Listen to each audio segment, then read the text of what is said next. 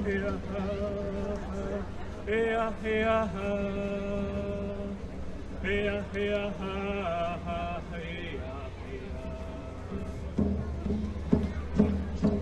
one thing I didn't mention in the updates was this. Who's familiar with this? Has anyone seen headlines like this kicking around? So, not too long ago, but a few days after the eviction and felling of trees, the RCMP came out with a story saying, hey, we were on foot patrol and we found a bunch of traps, and we also found a bunch of tires, and we also found a bunch of like flammable fuel things and rags. I've seen people react to this narrative in a couple of ways, and we'll talk about those. The first way is that they're like, oh, that's awful. They shouldn't burn tires. Okay, that's one way. The second is, oh, you know what? That wasn't them. That was the RCMP. The RCMP plans stuff all the time. It's like definitely like an infiltrator just trying to get everybody in trouble, which is a narrative we've heard before. They relate it back to the Dirty Tricks campaign where the RCMP did in fact blow up oil wells and blame it on other people. I want to direct us to a third way, because I feel like both of those ways are a little problematic. I think that the first way, I think that if Indigenous folks are ready to defend their lands, their systems, if they're ready to defend the water for thousands of people, if they're literally defending their culture, their lives, their livelihoods, then they get to defend that in any way they want. And as settlers in privileged positions, we don't get to judge that. We either support it or we don't. I would encourage people to support it. I'm not saying that burning tires doesn't have like outcomes, but also it doesn't mean that it's a tactic that you have to embrace, but it does mean that like you're supporting these people in their struggle. And this doesn't just apply to like sort of passing judgment on struggles of Indigenous people if they're starting a tire fire. It also applies to struggles of like racialized and poor folks who are like facing struggles that maybe what we don't know about or things like that. If we're not in that particular position, then we don't really get to define their struggle. That is a privilege. And it's a little overstepping, I would argue. It's probably a big point for people to swallow. I think if you can't support it, just don't say anything. Yeah, I think that underscoring that is like the urgency of the situation. This is their life. How would you defend your life, your actual life? How would you defend your family's lives, your livelihoods? What would you be willing to do for those people, the people that you care about and love? Probably burn some tires. And that's okay. I want to move through that into sort of like the narrative that the police were like, did this whole press release thing, and they're like, hey, these things, hey, these traps, like the wording that they used. And I think it's useful to sort of realize that we're the market for media, and media is the market for police. So police spread their message through media, and media passes it on to us, okay? We're the market. And so it's useful to work it back in ways where it's like, okay, well, if we are the market in this case, what is the RCMP trying to like prepare us for, right?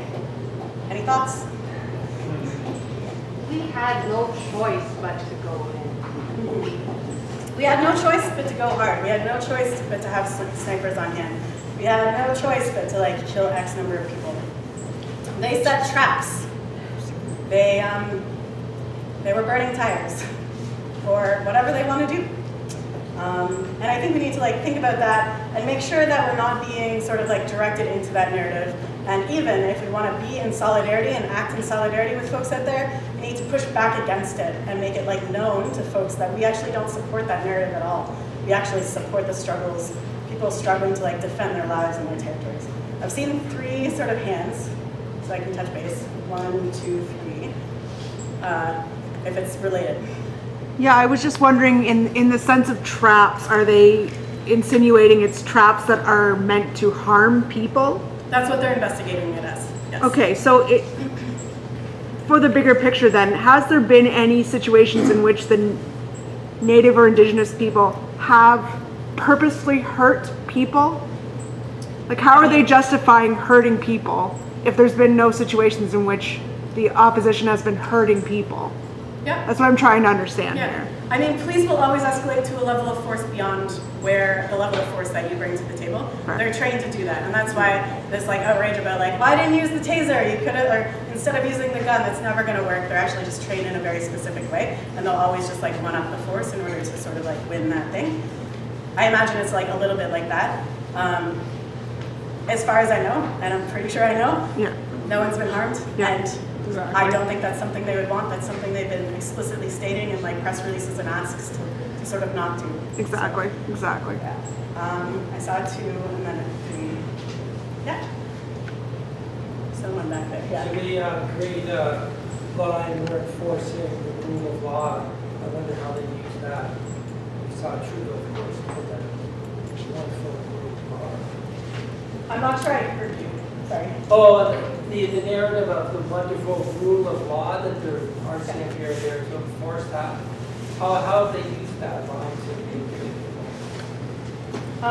Use this line for this, or yeah, or in general? I think that it's all about sort of like counter strategizing. So the RCMP released this to the public for a reason. They didn't keep it under wraps like they could have. No one's going on that territory except for them right now, and people who already know it exists. So what is their purpose in making it public? And I think that like the purpose of making that public is to like start curtailing public in their favor. So, and it's something to like think about. You don't have to agree, but it is certainly something we want to like start thinking about. We've seen this happen in like any protests imaginable. I think like we've seen it happen during the G20 where police split a narrative of like good and bad protesters. Yeah, we've seen it. We've seen it in a lot of situations. You know, what I'm asking is how have you seen that narrative used just in the general situation there? Because you got a quote from Trudeau saying that, so I was wondering how in other ways it's been used, or have they used it? This wasn't Trudeau saying this. No, I'm talking about just check when you were out there, if you noticed that, or just following this, and that in other ways that they use that. So I would have left the territory before this happened, before RCMP discovered this. No, I'm not talking about that, just in general, that narrative of respect to the rule of law. Yes. And that the police are there to enforce it. Did you Okay. see that used much, or no? Yeah, I mean, it's being used in media all the time. It's being used by the police. The police are like, we're neutral in this. Like, they hand out, even like at demonstrations that have been happening here, the 401 rolling blockade the other day, OPP were handing out like pamphlets being like, we're neutral in this dispute.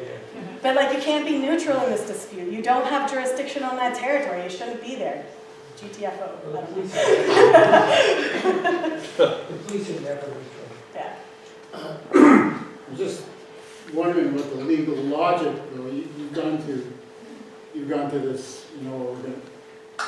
this false flag sort of pretension of the RCMP, but the legal status is established by the Supreme Court is that the jurisdiction of the territory belongs to the hereditary chiefs. Yeah. Those people are known to have the people. Yeah. So when the Supreme Court then grants a permanent injunction, same Supreme Court, in law, grants permanent injunction against those people exercising their sovereignty, then I think you're skipping over a phase there because it's a de facto declaration of war. If we did the same thing with Saint-Pierre and Miquelon, if we had decided that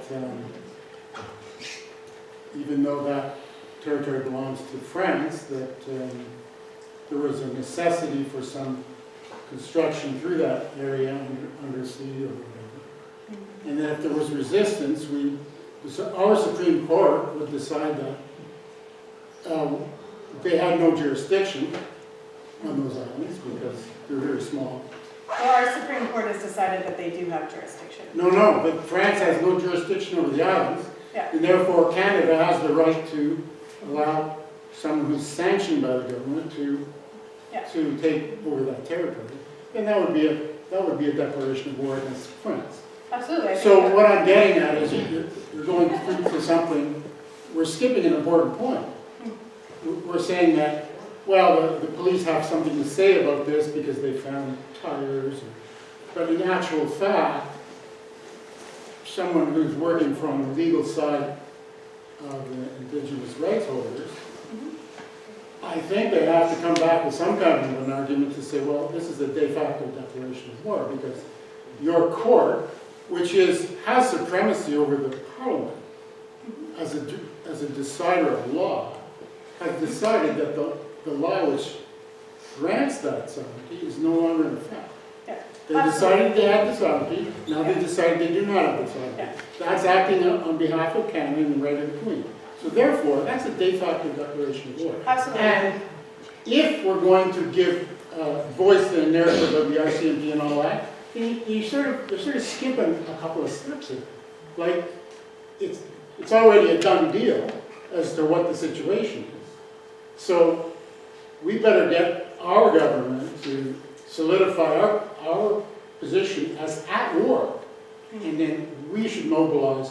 If we have to mobilize troops or whatever, then let's see that go. I'm not Then trying to let's see what just happens. mobilizing troops. No, but the point is, if you let it go through the channel of local chicanery, then it comes right out of the national narrative. I mean, What I'm is not- the country of Canada Yeah. is I'm essentially just going to come back to Let this a little bit. her It's respond. okay.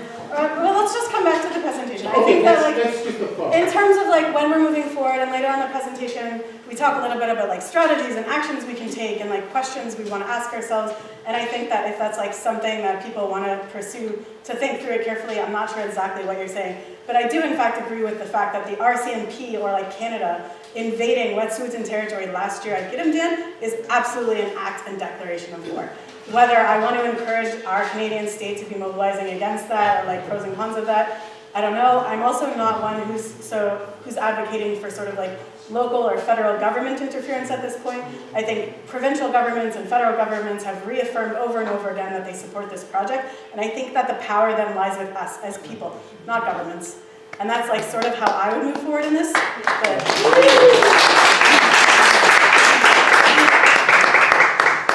Yep, related? Okay, just from a selfish point of view, as a settler and a person who is very scared of the climate crisis, these Indigenous people are heroes in my mind. They are stopping new pipelines and new stuff coming out of the ground. We cannot have any more new stuff. We just can't. We have to support this group and stop any new pipelines anywhere.